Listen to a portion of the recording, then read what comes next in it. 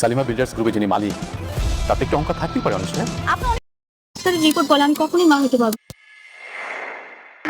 আসো না পরে দাও আজকে আমি সত্যি অনেক খুশি।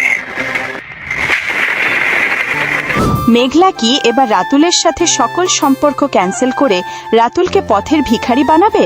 আর অনেকের সাথে কি আবারও যোগাযোগ করার চেষ্টা করবে মেঘলা? হ্যাঁ বন্ধুরা, এমনটাই ঘটতে যাচ্ছে গরিব ঘরে রাজপুত্র 28 নম্বর পর্বে। বন্ধুরা, এবার শুরু হতে যাচ্ছে ভয়ঙ্কর এক খেলা। মেঘলা এবার আর কাউকে ছাড় দেবে না। রাতুলের সাথে যত ধরনের বিজনেস ডিল, ইনভেস্টমেন্ট আর কোটি কোটি টাকার লেনদেন ছিল সব একের পর এক ক্যান্সেল করে দিতে শুরু করবে মেঘলা। রাতুল যে ব্যাংক থেকে কোটি কোটি টাকা লোন এনে মেঘলার প্রজেক্টে ইনভেস্ট করেছিল সেই টাকাগুলো ফেরত দেওয়ার জন্য এখন ব্যাংকগুলো রাতুলের ওপরে ভয়ঙ্কর চাপ সৃষ্টি করবে। এদিকে মেঘলার এক সিদ্ধান্তেই রাতুলের জীবন পুরোপুরি অন্ধকার হয়ে যেতে শুরু করবে। বড় বড় কোম্পানিগুলো রাতুলের সাথে সম্পর্ক ছিন্ন করবে, কারণ মেঘলা স্পষ্ট জানিয়ে দেবে যে কোম্পানি রাতুলের সাথে কাজ করবে সালিমা বিল্ডার্স তাদের সাথে কোনো বিজনেস করবে না।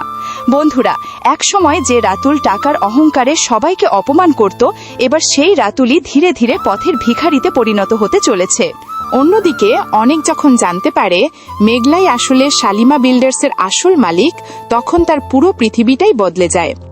অনেক বুঝতে পারে সে শুধু শুধু মেঘলাকে ভুল বুঝেছিল, আর সেই থেকেই আবারও মেঘলার সাথে যোগাযোগ করার চেষ্টা শুরু হতে পারে।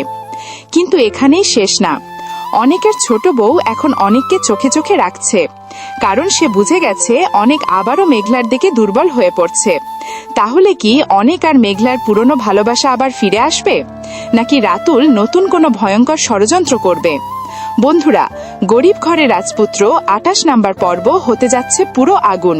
তাই ভিডিওটি মিস না করতে এখনই চ্যানেলটি সাবস্ক্রাইব করে পাশে থাকা বেল আইকনটি অন করে রাখুন।